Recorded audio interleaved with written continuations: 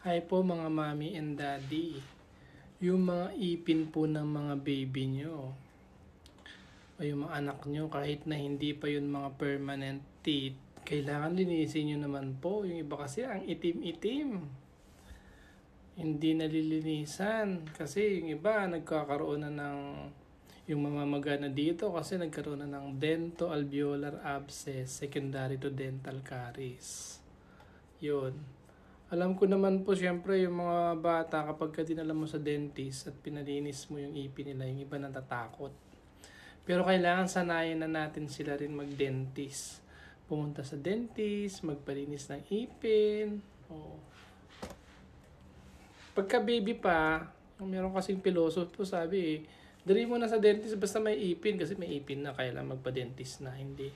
Siyempre pagka baby pa dadalawa lang, ikaw na ang maglinis. Kasi, let's say mga 2 years old, minsan kasi pagka dininis ng dentist yun, natatakot yung mga bata, natatrauma, di ba?